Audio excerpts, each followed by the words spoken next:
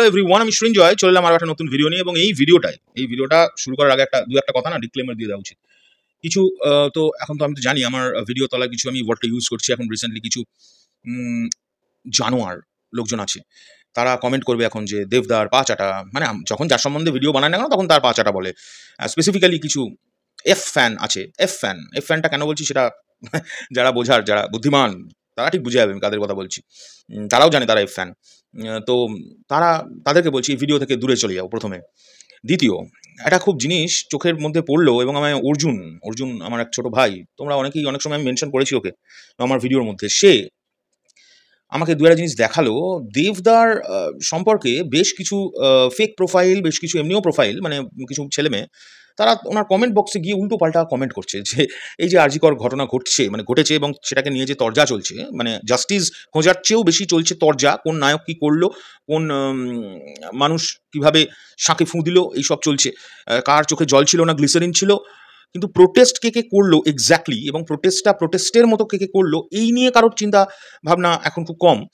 এবং সবচেয়ে বড় কথা হচ্ছে যে জাস্টিসটা আমরা কত তাড়াতাড়ি পাচ্ছি এই ওই নোংরা জঘন্য ঘটনাটার যারা ঘটিয়েছে তাদের শাস্তি এক্স্যাক্ট তাদের খুঁজে বার করে তাদের শাস্তি কখন হবে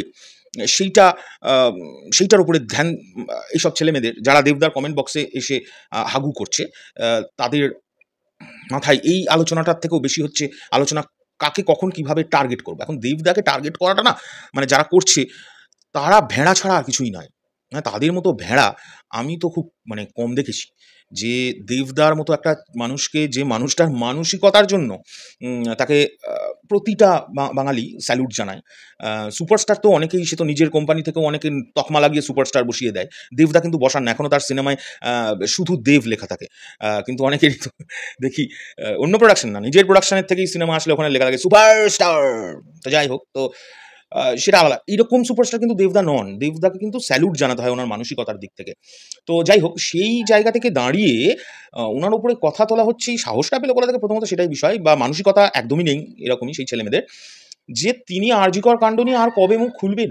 এরকম কমেন্ট আমি দু একটা কমেন্ট একটু পড়ে শোনাই, তোমার দাদা বুঝতে পারবে। প্রিন্স অর্কদ্বীপ, আমি ছেলেটিকে চিনি, ইনি কার ফ্যান আমিও জানি। তিনি লিখছেন, দাদা সব ঠিক আছে মানলাম, একটা পোস্টে লিখছেন দেবদার। আমি দরকার হলে স্ক্রিনশটটা তোমাদের সাইডে দিয়ে দিচ্ছি। বলতে পারে না বানি বলছি, রাজ্যের এত বড় ঘটনা নিয়ে কি মুখ খুলবে না, মানতে পারছি না। এটা একজন। আচ্ছা, আর একজন নূর মুবারক, তিনি লিখছেন, আপনাকে আলাদা ভাবতাম সিরিয়াসলি, আচ্ছা বানানটা ভুল, সিরিয়াসলি, কিন্তু না, ভুল ছিলাম। ঠিক আছে, কেউ কিছু বলবে না। এমনিদা এখন শীত ঘুমে আছে, আমরা অপেক্ষায় আছি এমনিদার কবে ঘুম ভাঙবে। এমনি বলছে, মানে দেবদা পোস্ট করার আগে তো লেখেন এমনি পোস্টগুলো করেন। তো এরকম অনেক কমেন্ট, এগুলো ফালতু পড়ে লাভ, এগুলো ফালতু। এরা তো আর এরা ওনার সিনেমা হিটও করায় না, এরা ওনার সিনেমা দেখতেও যায় না। আমি এদের মধ্যে তো 3-4 জনকে নিজেই জানি এরা কার ফ্যান। যাই হোক, সে নিয়ে আর কথা বলে লাভ নেই।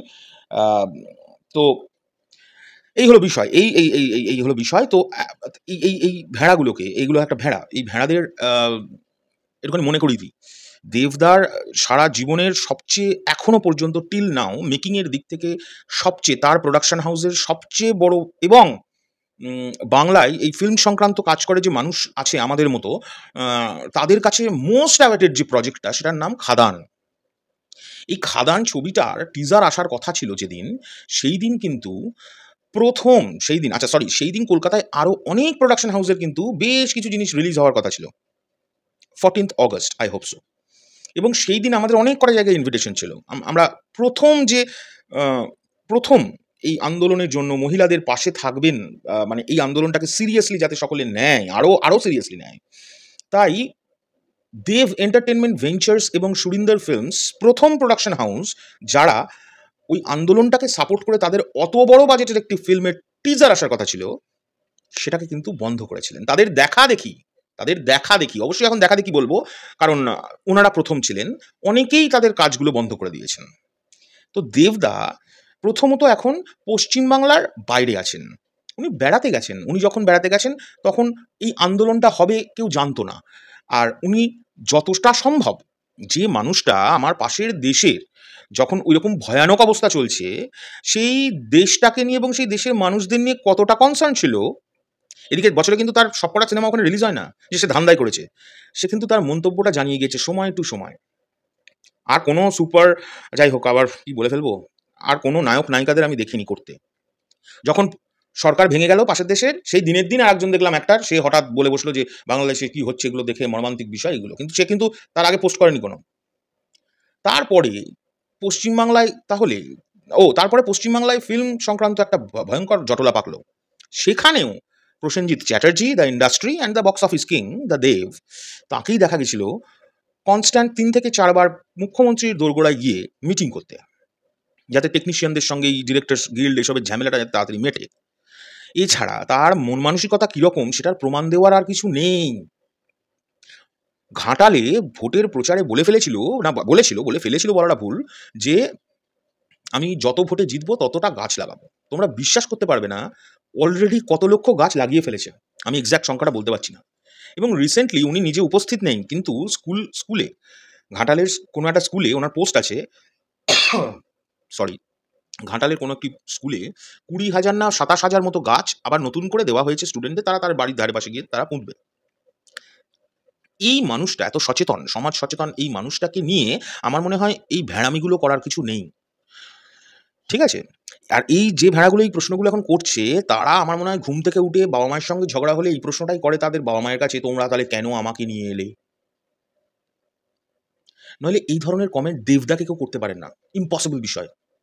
প্রসেনজিৎ চ্যাটার্জি, দেব অধিকারী, এই মানুষগুলোর মতো মানুষ হওয়াটা আগে খুব দরকার, শুধু সুপারস্টার বলে দিলে তো হয় না।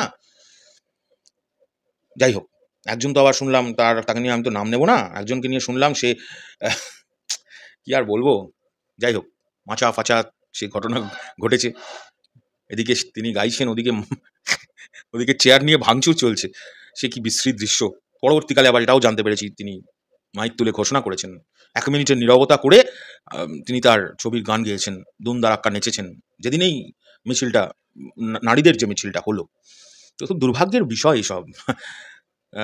তাকে সাপোর্ট করে আবার বেশ কিছুজনকে দেখলাম বলছে যে এই প্রোগ্রাম নাকি ক্যান্সেল করা যায় না, মানে গভর্নমেন্ট কনসার্ট ছিল মনে হয়, গভর্নমেন্ট কনসার্ট তো ছিল না, এটা একটা পার্টির অর্গানাইজ ছিল। যাই হোক, কি বোকা যুক্তি। তো সে করেছে, সেটা তার পার্সোনাল ব্যাপার, সেসব জেনে লাভ নেই। কিন্তু দেবদার উপরে এই ধরনের কিন্তু অ্যালিগেশন আনাটা ঠিক হচ্ছে না। যারা করেছে তারা কিন্তু ভুল করেছে, এবং ইটস কল্ড ভ্যাড়ামি। তাই ভ্যাড়ামির তীব্র নিন্দা এবং তীব্রভাবে প্রতিবাদ জানালাম।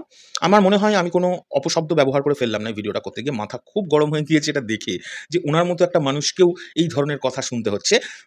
তাই আবার মনে না খুব একটা দুঃখও পাচ্ছি না। ঠিক আছে ভাই, যখন ওনার মতো মানুষকেও এই ধরনের প্রশ্নের সামনে আসতে হচ্ছে, তাহলে আমাদের নিয়ে যে নোংরামিটা হচ্ছে সেটা ঠিকই আছে।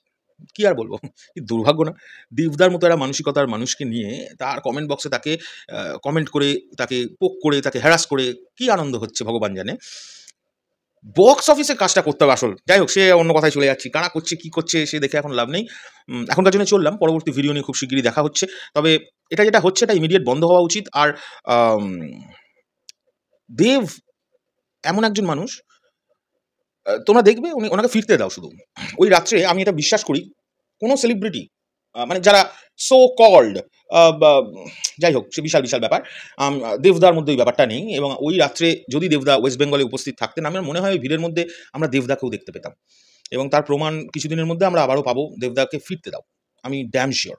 এখনকার জন্য চললাম, পরবর্তী ভিডিও নিয়ে খুব শিগগির দেখা হচ্ছে। আর এই দেবদার সঙ্গে যেটা ঘটছে এটাকে আমি তীব্র নিন্দা জানাচ্ছি, ধিক্কার জানাচ্ছি। যারা এই প্রশ্নগুলোও তুলছে, আমি তো বলেই দিলাম, তারা এরকমই, তারা বাড়িতে মা বাবার সঙ্গে ঝগড়া হলে মা বাবাকে এটাই হয়তো বলেন, খুব রেগে গিয়ে, যে তোমরা কেন আমাকে আনলে। নইলে এই মানসিকতা হয় নাকি? যে মানুষটা সমাজের জন্য এত কিছু করে, যে মানুষটা এত বিপদে এত মানুষের পাশে দাঁড়ায়, সেই মানুষটা কি কোয়েশ্চেন করছে গিয়ে কমেন্ট বক্সে নোংরাভাবে, বাজেভাবে, আবার ভালোভাবেও। যাই হোক, টাটা।